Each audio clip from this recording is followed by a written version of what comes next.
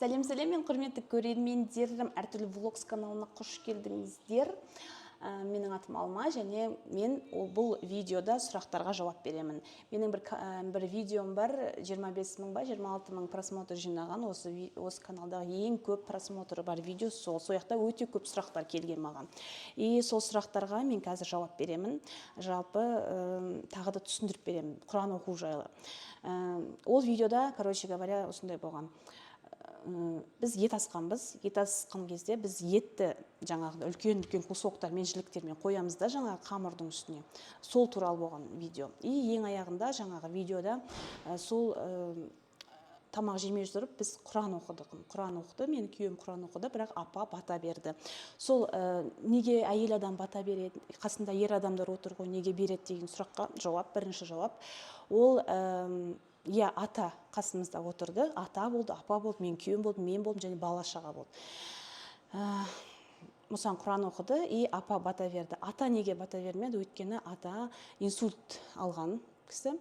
И ол кісінің сөзі кішкене дұрыс сөйлей алмайды. Бірақ кезінде имам болған кісі, ол кісі өте көп осылай сөйлеу болады, осындай жұмысы сөйлеумен болатын адамдар болады, сондай болған. Бірақ инсульттан кейін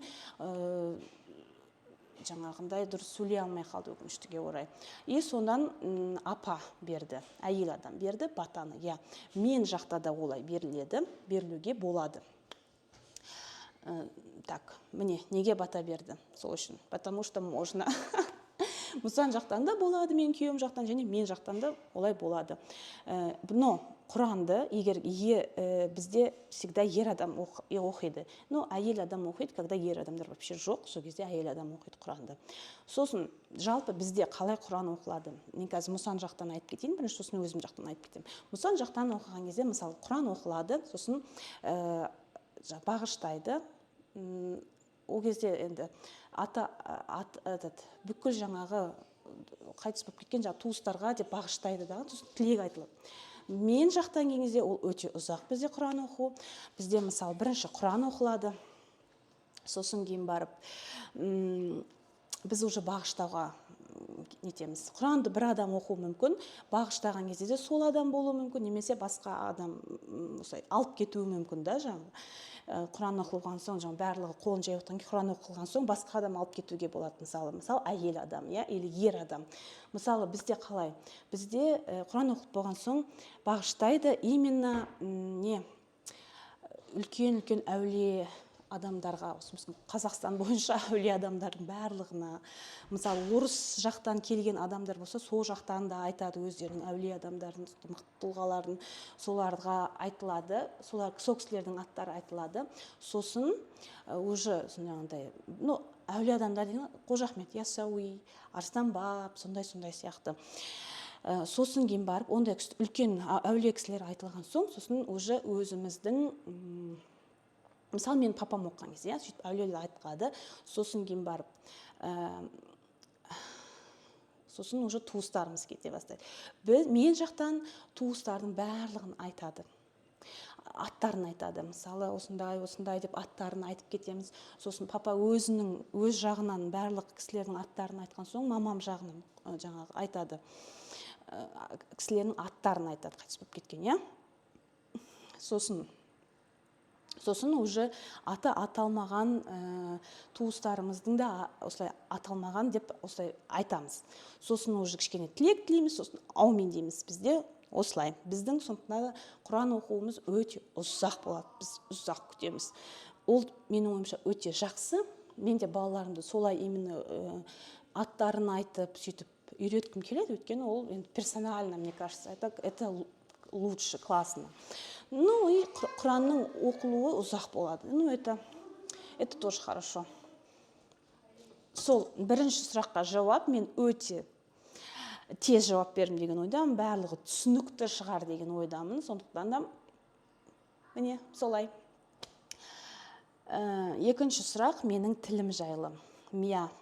Сіздер өздеріңіз ұзақ уақыт осылай камераға сөйлеңіздерші, өздеріңіздің ойыңызды айтып, тіліңіз вообще күрмеле ма, сіздің жылдамдықтарыңыз қалай, мысалы, сөйлеген кезде. Сол кезде сіздер сөйлеп жатып, арасында орысша сөздер кетіп қалса, мен мен көрер едім сіздердің қалай сөйлейтіндеріңізді. Өйткені менің ойымша Қазақстанда туылған қазақтар олардың таза қазақша сөйлейді, ішінде ешқандай да орысша сөздер қоспайды дегенге мен сенбеймін. Мен білмеймін. Енді сіздер мүмкін жаңа жұлдыздар, Инстаграм дегенге үйреніп қалған шығарсыздар. Ол кезде енді түсірген кезде ұзақ олай сөйлемейді. Мен сөйлейтіндердің өзі енді кішкене осындай қарапайым халықтан, қарапайым осындай халық емес та, өздері сондай бір журналистер мысалы, таза қазақша сөйлеуі мүмкін, осындай мысалы айтыскерлер деген сияқты да, мысалы. Сол кісілерге енді олар ұзақ уақыт бойы и то олардың да мен орысша сөз қоспағанын көрмеппін, барлығы орысша сөз қосады. Ладно, мен енді Қазақстанда туылғанмын, осы жақта туып өстім, осы кезген осы жақта тұрамын, мен қазір 37 жастамын, мен арғынмын деп, мен Алматыда туылғанмын, и мен орысша қосамын кейде. Болады. Тырысамын, бірақ қазақша сөйлеуге таза. Мен қазір өзі сіздерге, менің ойымша, мен бірде-бір орысша сөз әлі айтқан жоқпын, не кажется. Мысалы, Мұсанды айтайық. Мұсан, менің жолдасымның аты Мұсан. О кісі Қытайдан көшіп келді. О кісі Қытайда туылды.